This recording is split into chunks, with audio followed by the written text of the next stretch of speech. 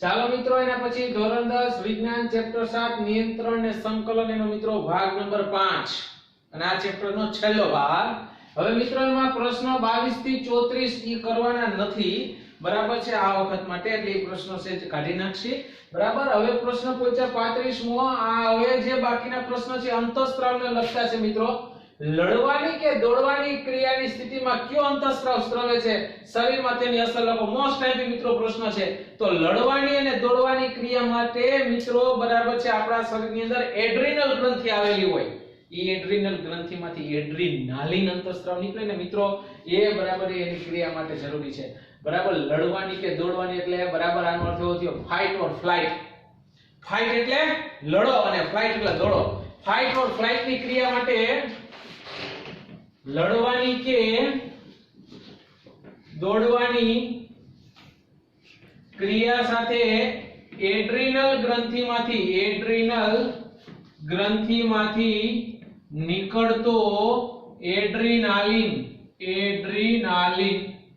અંતઃસ્ત્રાવ જવાબદાર છે મિત્રો. અંતઃસ્ત્રાવ જવાબદાર છે, યાદ રાખજો. એડ્રિનલ ગ્રંથિમાંથી એડ્રીનાલિન અંતઃસ્ત્રાવ નીકળે એના માટે મિત્રો જરૂરી છે. આને ઇંગ્લિશમાં કહેવાય ફાઇટ ઓર ફ્લાઇટ. ફાઇટ ઓર ફ્લાઇટ. તો આ ક્રિયા સાથે એડ્રિનલ ગ્રંથિમાંથી નીકળતો એડ્રીનાલિન અંતઃસ્ત્રાવ મિત્રો જવાબદાર છે. હવે એની શરીરમાં અસરો શું થાય એ લખીએ. આ નીકળે છે બરાબર શરીરમાં, તો એની અસરો શું થાય, તો શરીરમાં થતી અસરો મિત્રો. તો મિત્રો આપણા હૃદયના ધબકારા વધી જાય. હૃદયના ધબકારા વધે છે, ધબકારા વધે છે, જેથી સ્નાયુઓને વધારે પ્રમાણમાં ઓક્સિજનનો પુરવઠો મળે છે મિત્રો. ઓક્સિજનનો પુરવઠો મળે છે મિત્રો. આપણા હૃદયના ધબકારા વધી જાય એડ્રિનલ ગ્રંથિની અંદરથી એડ્રીનાલિન અંતઃસ્ત્રાવ નીકળે ને ત્યારે. એ ઉપરાંત આપણા પાચન તંત્ર અને ત્વચામાં, પાચન તંત્ર અને ત્વચા એટલે કે ચામડી, ત્વચામાં નાની ધમનીઓની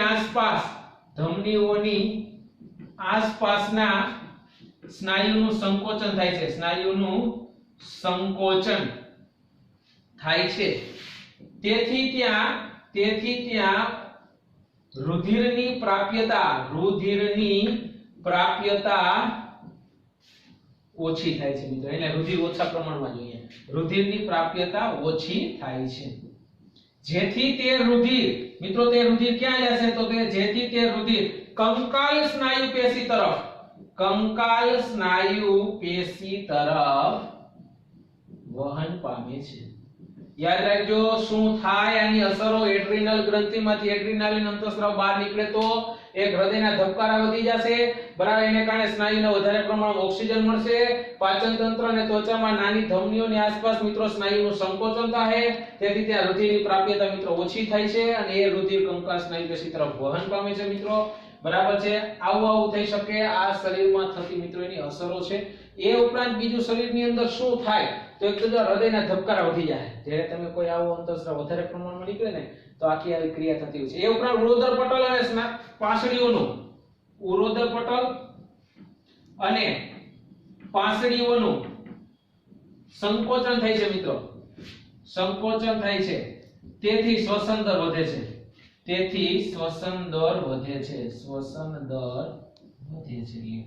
તો મિત્રો આવા પ્રતિચાર બરાબર આ ક્રિયા સામે થતા હોય છે, બરાબર. લડવા યા દોડવા એટલે કે ફાઇટ ઓર ફ્લાઇટ, કા લડો કા ભાગો. એ સમયે એડ્રિનલ ગ્રંથિમાંથી એડ્રીનાલિન અંતઃસ્ત્રાવ નીકળશે અને એની શરીરમાં આવી મિત્રો અસર જોવા મળશે. અલગ અલગ ગ્રંથિઓનું સ્થાન અલગ અલગ હોય છે. એના વિશે આપણે જોઈએ કે શરીરમાં કઈ જગ્યાએ કઈ ગ્રંથિ મિત્રો આવેલી છે. મોસ્ટ ટાઈમ પ્રશ્ન નંબર 35.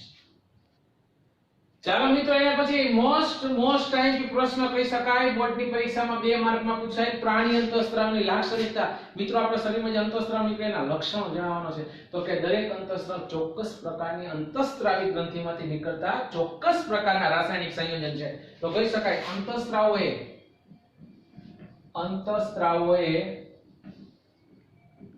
ચોક્કસ પ્રકારની અંતઃસ્ત્રાવી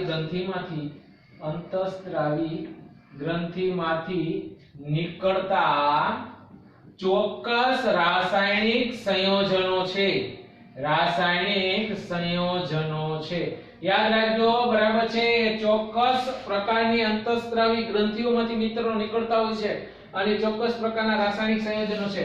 તે રાસાયણિક સંદેશાવાહકો છે. અંતઃસ્ત્રાવ છે શું છે? તો કે તે રાસાયણિક સંદેશાવાહકો છે. સંદેશાવાહકો છે મિત્રો, સંદેશાઓને લઈ દે એક જગ્યાએથી બીજી જગ્યાએ, એટલે રાસાયણિક સંદેશાવાહકો છે. તે ચોક્કસ પ્રકારની પેશી, અંગ, કોષો વગેરે પર કાર્ય કરે છે. ચોક્કસ કાર્ય કરે, બધું ચોક્કસ જ કરે મિત્રો, ચોક્કસ કાર્ય કરે છે. તે ચોક્કસ પ્રકારના કોષો, ચોક્કસ પ્રકારની પેશી, ચોક્કસ પ્રકારના અંગો ઉપર ચોક્કસ પ્રકારનું મિત્રો એ કાર્ય કરે છે. તેનું વહન રુધિર દ્વારા થાય છે મિત્રો, તેનું વહન રુધિર દ્વારા થાય છે. યાદ રાખજો, એનું વહન કોના દ્વારા થાય? તો એક માર્કની ખાલી જગ્યા, અંતઃસ્રાવનું વહન ખાલી જગ્યા થાય તો કે રુધિર દ્વારા શરીરમાંથી એક જગ્યાએ બીજી જગ્યાએ થાય. ક્યાંથી નીકળે? તો કે અંતઃસ્રાવી ગ્રંથિમાંથી મિત્રો એનો સ્ત્રાવ થાય. બરાબર છે. તે શરીરમાં ઓછા પ્રમાણમાં મિત્રો નીકળે છે, અલ્પ પ્રમાણમાં.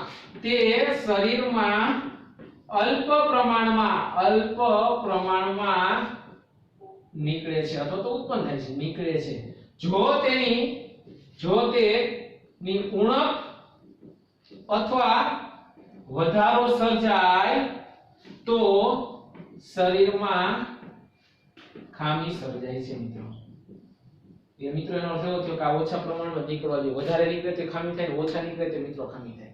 બરાબર છે. તો મોસ્ટ ટાઈમ ક્વેશ્ચન 100% પ્રશ્ન પૂછાય એવો અંતઃસ્રાવ, ચોક્કસ પ્રકારની અંતઃસ્રાવી ગ્રંથિમાંથી નીકળતા રાસાયણિક સંયોજનો છે મિત્રો, રાસાયણિક સંદેશાવાહકો છે. બરાબર. તે ચોક્કસ પ્રકારની કોષો, પેશી કે અંગો પર ચોક્કસ પ્રકારના કાર્ય કરે છે. તેનું વહન મિત્રો રુધિર દ્વારા થાય છે. તેની શરીરમાં અલ્પ પ્રમાણમાં નીકળે છે. યાદ રાખજો, જો વધારે નીકળે અથવા તો ઓછા નીકળે તો શરીરમાં મિત્રો ખામી સર્જાય છે. તો મોસ્ટ ટાઈમ 5 મુદ્દા અથવા 4 મુદ્દા તમે લખી શકો. એના પછી પ્રશ્ન નંબર 37 મિત્રો, મનુષ્યમાં રુધિર સાથે સંલગ્ન અંતઃસ્ત્રાવ જોડો. મિત્રો આપણા શરીરની રુધિર થાય છે દિવસે દિવસે, એની સાથે બે અંતઃસ્ત્રાવો જોડાયેલા હોય છે. તો તમે જઈ કહી શકો કે બે અંતઃસ્ત્રાવો જરૂરી છે, બે અંતઃસ્ત્રાવો જોડાયેલા છે. સંલગ્ન એટલે જોડાયેલા. કયા બે અંતઃસ્ત્રાવો છે મિત્રો? પહેલો અંતઃસ્ત્રાવની વાત કરું તો રુધિર અંતઃસ્ત્રાવ મિત્રો, યાદ રાખજો, રુધિર અંતઃસ્ત્રાવ. હવે આ રુધિર અંતઃસ્ત્રાવ ઘણી પ્રશ્ન થાય, શેથી નીકળે તો પિટ્યુટરી ગ્રંથિમાંથી નીકળે છે. તો કહી શકાય તે પિટ્યુટરી ગ્રંથિમાંથી સ્ત્રવે છે, જે શરીરના વૃદ્ધિ અને વિકાસનું નિયંત્રણ કરે છે મિત્રો, નિયંત્રણ કરે છે. યાદ રાખજો, આ પિટ્યુટરી ગ્રંથિમાંથી આ રુધિર અંતઃસ્ત્રાવ નીકળે. એ રુધિર અંતઃસ્ત્રાવ કોણ છે એનું નામ આવશે. બરાબર છે. અને શરીરમાં રુધિર અને વિકાસનું નિયંત્રણ કરે. અને એક બીજો નીકળે છે મિત્રો થાઇરોક્સિન અંતઃસ્રાવ. હવે આ ક્યાંથી નીકળે? તો કે થાઇરોક્સિન અંતઃસ્રાવ થાઇરોઇડ ગ્રંથિમાંથી નીકળે છે મિત્રો. તો કહી શકાય તે થાઇરોઇડ ગ્રંથિમાંથી સ્ત્રવે છે, જેનું સંશ્લેષણ એટલે ઉત્પાદન, જેનું સંશ્લેષણ આયોડિન થી થાય છે મિત્રો, આયોડિન થી થાય છે. જો શરીરમાં આયોડિનની ઉણપ સર્જાય, બરાબર છે, તો થાઇરોક્સિન અંતઃસ્રાવ ન નીકળે મિત્રો અને થાઇરોઇડ ગ્રંથિ ફૂલાઈ જાય. બરાબર છે. તો કહી શકાય તે થાઇરોઇડ ગ્રંથિમાંથી સ્ત્રવે છે, જેનું સંશ્લેષણ આયોડિન દ્વારા થાય છે, જેનું કાર્ય કાર્બોદિત, પ્રોટીન, ચરબી વગેરેનું ચયાપચય કરવાનું છે, ચયાપચય કરવાનું છે મિત્રો. એનું કાર્ય શું? તો કે વગેરે કાર્બોદિત, પ્રોટીન, ચરબીનું ચયાપચય કરે તો તે શરીરની સંતુલિત વૃદ્ધિ કરે મિત્રો. આપણા શરીરની સંતુલિત વૃદ્ધિ થાઇરોક્સિન અંતઃસ્ત્રાવ દ્વારા થાય. તે શરીરની સંતુલિત વૃદ્ધિ કરે છે અથવા તો વૃદ્ધિ પ્રેરે છે. યાદ રાખજો, આપણા શરીરને બેલેન્સિંગ વૃદ્ધિ, સારામાં સારી વૃદ્ધિ થાઇરોક્સિન અંતઃસ્ત્રાવથી થાય. શરીરની અંદર થાઇરોઇડ ગ્રંથિ ગળામાં હોય. બરાબર છે. યાદ રાખજો, ઉણપ સર્જે, આયોડિનની ઉણપ સર્જે એટલે એની ઉણપ સર્જે. શું થાય એના વિશે આવશે. પણ અત્યારે શરીરમાં વૃદ્ધિ માટે બે અંતઃસ્ત્રાવ જરૂરી છે, રુધિર અંતઃસ્ત્રાવ અને થાઇરોક્સિન અંતઃસ્ત્રાવ. રુધિર અંતઃસ્ત્રાવ પિટ્યુટરી ગ્રંથિમાંથી નીકળે છે અને થાઇરોક્સિન અંતઃસ્ત્રાવ છે થાઇરોઇડ ગ્રંથિમાંથી સ્ત્રવે છે. બંનેના કાર્ય લખેલા છે. તો મિત્રો મોસ્ટ ટાઈમ 2 માર્કના બંને પ્રશ્ન ચાલો મિત્રો એના પછી પ્રશ્ન નંબર 38 મનુષ્યમાં અંતઃસ્રાવના અસંતુલનથી સર્જાતી અનિયમિતતા અથવા ખામી. મિત્રો મેં હમણાં જ વાત કરી આપણા શરીરની અંદર અંતઃસ્રાવો નિશ્ચિત પ્રમાણમાં અલ્પ માત્રામાં સ્રવતા હોય છે. જો એની સાંદ્રતામાં ફેરફાર થાય એટલે કે વધારે નીકળે અથવા તો જો એની ઉણપ સર્જાય તો મનુષ્યમાં બરાબર અમુક પ્રકારની ખામીઓ સર્જાશે. તો કહી શકીએ બરાબર છે અંતઃસ્રાવો અલ્પ માત્રામાં સ્રવે છે, અલ્પ માત્રામાં સ્રવે છે, જેનું વધારે કે ઉણપ સર્જાય તો શરીરમાં ખામી થાય છે. મિત્રો શરીરમાં ખામીઓ સર્જાય છે. જોઈએ શું થાય છે, સર્જાય છે. મિત્રો આપણે જોઈએ અમુકની વધારે ઊંચાઈ હોય મિત્રો એ ખામી કહેવાય. વધારે ઊંચાઈ, અમુકની ઊંચાઈ અમુક કરતા વધારે હોય છે તો મિત્રો પિટ્યુટરી ગ્રંથિની અંદરથી ગ્રોથ હોર્મોન્સ નીકળતો હોય છે. એ ગ્રોથ હોર્મોન્સનું પ્રમાણ વધારે હોય. કહી શકાય પિટ્યુટરી ગ્રંથિમાંથી GH એટલે ગ્રોથ હોર્મોન્સ, હોર્મોન્સ એટલે અંતઃસ્રાવ, ગ્રોથ હોર્મોન્સ નું પ્રમાણ વધારે હોય તો મિત્રો યાદ રાખજો ઊંચાઈ મુકામ વધારે થાય તો શરીરમાંથી બરાબર છે ગ્રોથ હોર્મોનનું પ્રમાણ વધારે નીકળે ત્યારે ઘણાયની વામનતા હોય મિત્રો, ઠીંગણા હોય તો કહી શકાય પિટ્યુટરી ગ્રંથિમાંથી GH ગ્રોથ હોર્મોન્સ ઓછો નીકળે તો મિત્રો ઓછો નીકળે તો યાદ રાખજો અમુક ઠીંગણા લોકો હોય બરાબર એનું કારણ શું તો કે એના શરીરમાં બરાબર ગ્રોથ હોર્મોન્સનું પ્રમાણ ઓછું નીકળતું હોય તો અમુકની ઊંચાઈ બહુ વધારે હોય જરૂર કરતા તો સમજી લેવાનું ગ્રોથ હોર્મોન્સ વધારે નીકળો હોય બરાબર છે. અને ત્રીજું આ મિત્રો ખામીઓ છે ઘણાયને થાઇરોઇડ થાય મિત્રો બરાબર છે. તો થાઇરોઇડ થવાનું કારણ શું તો કે બરાબર થાઇરોઇડ ગ્રંથિમાંથી આયોડિન એ ગોઈટર થાય એટલે આપણી ભાષામાં એને ગોઈટર કહેવાય. ગોઈટર આયોડિન એ થાઇરોઇડ ગ્રંથિમાંથી નીકળતા થાઇરોક્સિનનું સંશ્લેષણ કરે છે મિત્રો, સંશ્લેષણ કરે છે. જેની ઉણપથી આયોડિનની ઉણપથી એટલે કે જેની ઉણપથી ગળાનો ભાગ ફૂલે છે. એટલે કે થાઇરોઇડ ગ્રંથિનું કદ અસાધારણ રીતે વધે છે જેને ગોઈટર કહે છે મિત્રો, ગોઈટર કહે છે.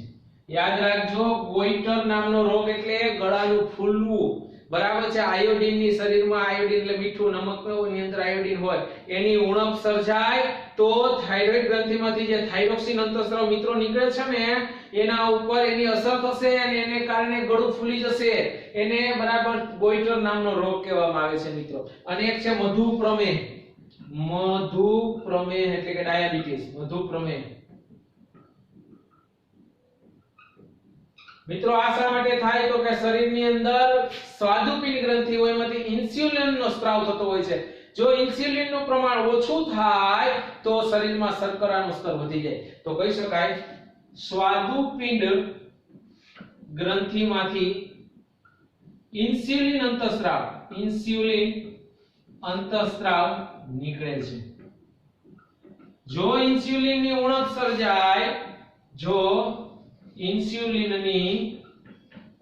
સર્જાય તો શરીરમાં શર્કરાનું સ્તર વધે છે જેને મધુપ્રમેહ ગુજરાતીમાં મધુપ્રમેહ કહેવાય અથવા આપણે ડાયાબિટીસ તરીકે ઓળખીએ છીએ. ડાયાબિટીસ થાય છે. યાદ રાખજો મિત્રો બરાબર છે. જ્યારે સ્વાદુપિંડ ગ્રંથિ હોય જઠરની નીચે હશે સ્વાદુપિંડ ગ્રંથિ એમાંથી ઇન્સ્યુલિન મિત્રો નીકળતું હોય છે. એ ઇન્સ્યુલિન નીકળે સારું. એ ઇન્સ્યુલિન શર્કરાના પ્રમાણને લેવલ કરે. જો ઇન્સ્યુલિન ઓછો નીકળે ને ત્યારે આપણા શરીરમાં જે શર્કરા ગ્લુકોઝનું પ્રમાણ વધી જાય એટલે આપણા માટે મધુપ્રમેહ ડાયાબિટીસ થાય. તો મિત્રો આ રીતે અંતઃસ્રાવનું અસંતુલન સર્જાય. કા વધારે નીકળે કા ઓછો નીકળે. અલ્પ પ્રમાણમાં નીકળતો હોવો જોઈએ. જો વધારે નીકળશે તો દાખલા તરીકે પિટ્યુટરી ગ્રંથિમાંથી GH વધારે નીકળો તો વધારે ઊંચા થઈ જાય. જો ઉણપ સર્જાય, જો GH ઓછો નીકળો ઠીંગણા રહી જાય, આયોડિન ની ઉણપથી થાઇરોક્સિન ઓછો નીકળે મિત્રો તો ગોઈટર થાય. બરાબર છે. સ્વાદુપિંડ ગ્રંથિમાંથી ઇન્સ્યુલિન નીકળતો ઈ ઓછો નીકળે તો મિત્રો બરાબર છે મધુપ્રમેહ થવાની શક્યતા રહે. તો આ રીતે ઉણપ સર્જાય તો રોગ થાય અને વધારે પ્રમાણ નીકળે તો રોગ થાય. એટલે નિયમિત રીતે બરાબર અલ્પ માત્રામાં અંતઃસ્રાવો હોવા જોઈએ. તો મિત્રો મોસ્ટ ટાઈમલી ક્વેશ્ચન. ચાલો મિત્રો એના પછી પ્રશ્ન 39 અંતઃસ્રાવના સ્ત્રાવના નિયમન માટે પ્રતિક્રિયા આધારિત કાર્યપદ્ધતિ સમજાવો. આપણા શરીરમાં બરાબર મિત્રો મૌલિકતાથી પ્રશ્નો લખવાનો છે. આપણા શરીરમાં જ્યારે અંતઃસ્રાવની જરૂર હોય ત્યારે શરીરમાંથી અંતઃસ્રાવ નીકળતો હોવો જોઈએ. આપણે કંઈ પણ કાર્ય કરવું હોય ત્યારે જો એ ન નીકળે પૂરતા પ્રમાણમાં તો એને આપણા કાર્ય ઉપર મિત્રો અસર થાય. તો કહી શકીએ શરીરમાં જરૂર પડે ત્યારે અંતઃસ્રાવનો સ્ત્રાવ થવો જરૂરી છે. સ્ત્રાવ થવો જરૂરી છે. જો તેની ઉણપ સર્જાય મિત્રો, જો ઉણપ સર્જાય તો તેની અસર કાર્ય પર થાય છે. કે એટલા માટે મિત્રો અંતઃસ્રાવના નિયમન માટે અંતઃસ્રાવના નિયમનની પ્રતિક્રિયા માટે ની ક્રિયાવિધિ અથવા કાર્યપદ્ધતિ ક્રિયાવિધિ થવી જરૂરી છે મિત્રો. આપણા અંતઃસ્રાવને બરાબર છે શરીરમાંથી અમુક પ્રકારના દ્રવ્યનો સ્ત્રાવ થતો હોય છે. એ મિત્રો શરીરમાંથી સ્ત્રાવ થતા અંતઃસ્રાવનો સમય અને તેની માત્રાનું નિયંત્રણ થવું જરૂરી છે. યાદ રાખજો આપણા શરીરમાંથી કેટલા અંતઃસ્રાવ નીકળે, કેટલા સમય સુધી નીકળે છે અને કેટલી માત્રામાં નીકળે એનું મિત્રો નિયંત્રણ થવું ખૂબ જ જરૂરી છે. વાત કરું તમને એક ઉદાહરણ આપું કે જો આપણા જઠરમાં મિત્રો સ્વાદુપિંડ છે, જઠરની નીચે મિત્રો સ્વાદુપિંડ આવેલું છે, જઠરની નીચે સ્વાદુપિંડ ગ્રંથિ છે મિત્રો, સ્વાદુપિંડ ગ્રંથિ છે જેમાંથી ઇન્સ્યુલિન નીકળે છે. ઇન્સ્યુલિન નામનો અંતઃસ્રાવ નીકળે છે. જો શરીરમાં શર્કરાનું પ્રમાણ વધી જાય તો ઇન્સ્યુલિનને મિત્રો વધારે પ્રમાણમાં સ્ત્રાવ પડે અને જો શરીરની અંદર ઇન્સ્યુલિન ઓછો શર્કરાનું પ્રમાણ ઘટી જાય તો આપણા શરીરમાં ઇન્સ્યુલિન ઓછું નીકળવું પડે. આ રીતે નિયંત્રણ થવું જોઈએ મિત્રો. તો કહી શકીએ જો શરીરમાં શર્કરાનું સ્તર વધે તો ઇન્સ્યુલિનનો સ્ત્રાવ વધારે થવો જોઈએ. યાદ રાખજો જો શર્કરાનું પ્રમાણ વધી જાય તો વધારે ઇન્સ્યુલિન નીકળતો હોવો જોઈએ અને જો શરીરમાં શર્કરાનું પ્રમાણ અથવા શર્કરાનું સ્તર ઘટી જાય તો ઇન્સ્યુલિનનો સ્ત્રાવ ઓછો થવો જોઈએ. આ રીતે મિત્રો આને સંતુલિત કહેવાય. શરીરની અંદર વધારે ઓછો ન નીકળવો જોઈએ. જેવું શર્કરાનું પ્રમાણ એ રીતે ઇન્સ્યુલિન નીકળવો જોઈએ. જો ઇન્સ્યુલિન વધારે નીકળે તો ખરાબ ને ઓછો નીકળે તો ખરાબ. એનો અર્થ એવો થયો માપે નીકળે સારું. બરાબર ને? ડાયાબિટીસ નામનો રોગ થાય. તો મિત્રો મોસ્ટ ટાઈમ પ્રશ્ન નંબર 39 બરાબર અંતઃસ્રાવના નિયમન માટેની પ્રતિક્રિયા. ચાલો મિત્રો એના પછી એક એક્સ્ટ્રા પ્રશ્ન છે, ટૂંકા પ્રશ્ન માટે પૂછાય તમને કે આપણા શરીરમાં આવેલી 5 ગ્રંથિઓના નામ આપો. તો આપણા શરીરમાં ઘણી બધી ગ્રંથિઓના નામ આપો. આ કોષ્ટક ઉપરથી જેવા પ્રશ્ન પૂછે ને જવાબ આપી શકો. તો ગ્રંથિ દાખલા તરીકે હું પહેલી ગ્રંથિ કહું પિટ્યુટરી ગ્રંથિ મિત્રો. પિટ્યુટરી ગ્રંથિનું સ્થાન ક્યાં છે મિત્રો? તો કે મગજની અંદર, મગજમાં મિત્રો. નીકળતો અંતઃસ્રાવ કયો છે મિત્રો? પિટ્યુટરી ગ્રંથિમાંથી કયો અંતઃસ્રાવ નીકળે છે? તો આપણને ખબર છે પિટ્યુટરી ગ્રંથિની અંદરથી growth hormones GH, growth hormones. એનો મિત્રો શરીરમાં કાર્ય શું? તો કે શરીરના તમામ અંગોની વૃદ્ધિ, તમામ અંગોની વૃદ્ધિ કરે છે. યાદ રાખજો. અને વધારાની વિશેષતા એ છે બધી જ આપણા શરીરમાં જેટલી ગ્રંથિ છે ને એ તમામ ગ્રંથિનું નિયમન કરતી ગ્રંથિ છે. શરીરની તમામ ગ્રંથિનું નિયમન કરતી ગ્રંથિ છે. યાદ રાખજો, નિયમન કરતી ગ્રંથિ. એક માર્કનો ટૂંકો પ્રશ્ન. શરીરની અંદર જેટલી બધી ગ્રંથિ છે એનું નિયમન કરતી ગ્રંથિ કઈ? તો કે પિટ્યુટરી, મગજમાં આવેલી છે મિત્રો. બરાબર છે. હવે એના પછીની વાત આવે મિત્રો બરાબર છે હાઇપોથેલેમસ ગ્રંથિ. હાઇપોથેલેમસ ગ્રંથિ મિત્રો, હાઇપોથેલેમસ ગ્રંથિ છે ને એનું સ્થાન ક્યાં છે? એ મગજમાં. પણ બધાયની સૌથી ઉપરના ભાગ મગજની અંદર સૌથી ઉપર ગ્રંથિ આવે એમાંથી મિત્રો બરા રિલીઝિંગ હોર્મોન RH નીકળે રિલીઝિંગ હોર્મોન્સ નીકળે આનું કામ શું છે તો કે આ રિલીઝિંગ હોર્મોન નું કામ પિટ્યુટરી ગ્રંથિમાંથી નીકળતા અંતઃસ્રાવોને બરાબર છે યોગ્ય પ્રમાણમાં સ્ત્રાવ થવા માટે જરૂરી છે પિટ્યુટરી ગ્રંથિનું નિયમન કરે છે મિત્રો નિયમન કરે યાદ રાખજો જો આપણા શરીરમાં જેટલી બધી ગ્રંથિ છે ને એનો નિયમ પિટ્યુટરી કરે પિટ્યુટરી ગ્રંથિનું નિયમન કોણ કરે છે કે હાઇપોથેલેમસ સૌથી બોસ છે એ હાઇપોથેલેમસ ગ્રંથિ કહેવાય મિત્રો એમાંથી નીકળે હોર્મોન્સ રિલીઝિંગ RH યાદ રાખજો શરીરની બધી જ ગ્રંથિનું નિયમન કરતી ગ્રંથિ પિટ્યુટરી ગ્રંથિનું નિયમન કરતી ગ્રંથિ હાઇપોથેલેમસ મિત્રો એક બીજી ગ્રંથિ હોય છે પિનિયલ ગ્રંથિ ઈ મગજમાં છે મિત્રો એનો અહીંયા નીકળતો કાય બરાબર છે એનું વર્ણન આવતું નથી આપણે ધોરણ 10 ની અંદર યાદ રાખજો પિનિયલ આ ત્રણેય ગ્રંથિઓ મિત્રો મગજની અંદર હશે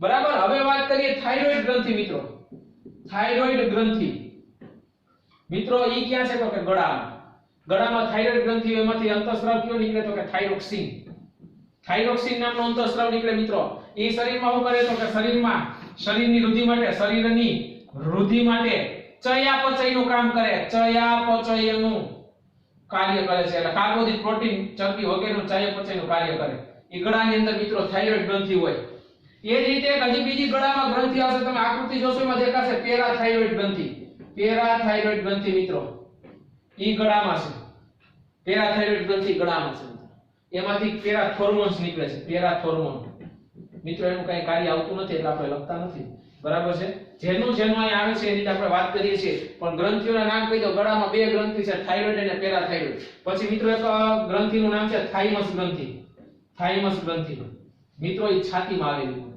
છાતીમાં જે ગ્રંથિ હોય ને થાઇમસ ગ્રંથિ કહેવાય એનું મિત્રો અહીં વર્ણન નથી આવતું આગળના ધોરણમાં આવશે છાતીમાં ગ્રંથિ થાઇમસ ગ્રંથિ કહેવાય પછી મિત્રો એક ગ્રંથિ આવે છે જઠરની નીચે હોય સ્વાદુપિંડ ગ્રંથિ એ મિત્રો જઠરની નીચે આપણું જે જઠર હોય ને એની નીચે હોય એમાંથી મિત્રો ઇન્સ્યુલિન અંતઃસ્રાવ નીકળે છે ઇન્સ્યુલિન એનું કાર્ય શું છે તો કે શર્કરાના સ્તરનું નિયંત્રણ કરવાનું છે મિત્રો આપણા શરીરની અંદર ગ્લુકોઝનું નિયંત્રણ કરે સ્વાદુપિંડ ગ્રંથિ પછી મિત્રો આપણે આ શરીરની અંદર એક એડ્રિનલ ગ્રંથિ છે એડ્રિનલ યાદ રાખજો મોસ્ટ એમ્પી ગ્રંથિ એડ્રિનલ ગ્રંથિ એ મિત્રો મૂત્રપિંડની ઉપર છે મૂત્રપિંડ ઉપર છે ને વાલાકાના મૂત્રપિંડ હોય ને ઉત્સર્જન તંત્રની આકૃતિ જો મૂત્રપિંડની ઉપર એડ્રિનલ ગ્રંથિ હોય મિત્રો એમાંથી એડ્રીનાલિન નામનો અંતઃસ્રાવ નીકળે એ શું કરે છે લડોયા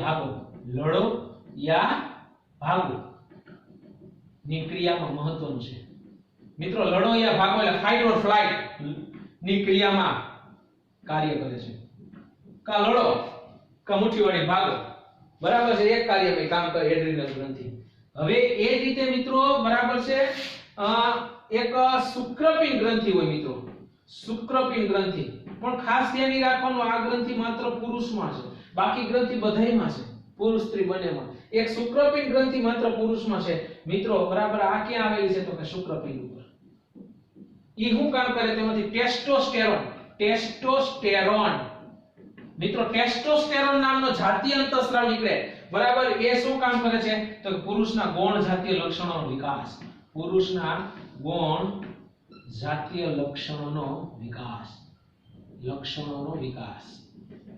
યાદ રાખજો મિત્રો આપણા ગૌણ જાતીય લક્ષણોનો વિકાસ કરે પુરુષના જે લક્ષણો હોય અવાજ ઘેરો બનવો અને આક્રમક વર્તન ને બરાબર છે તો આ બધા કાર્ય મિત્રો શુક્રપિંડમાંથી નીકળતા ટેસ્ટોસ્ટેરોન નામના જાતીય અંતઃસ્રાવથી થાય આ જાતીય અંતઃસ્રાવ છે એ જ રીતે મિત્રો હજી એક ગ્રંથિ છે અંડપિંડ ગ્રંથિ મિત્રો આ ગ્રંથિ માત્ર સ્ત્રીમાં આવેલી છે અંડપિંડ ગ્રંથિ સ્ત્રીમાં આવેલી છે જે અંડપિંડ ઉપર હોય છે અંડપિંડ ઉપર એમાંથી મિત્રો બે પ્રકારના અંતઃસ્રાવ નીકળે છે યાદ રાખજો ઇસ્ટ્રેજોન અને પ્રોજેસ્ટેરોન આ બે જાતીય અંતઃસ્રાવ છે અંડપિંડમાંથી બે અંતઃસ્રાવ નીકળે ઇસ્ટ્રેજોન અને પ્રોજેસ્ટેરોન બરાબર એનું કામ શું છે મિત્રો આપણા બરાબર સ્ત્રીના શરીરની અંદર તો કે બરાબર છે સ્ત્રીના જાતીય લક્ષણોનો વિકાસ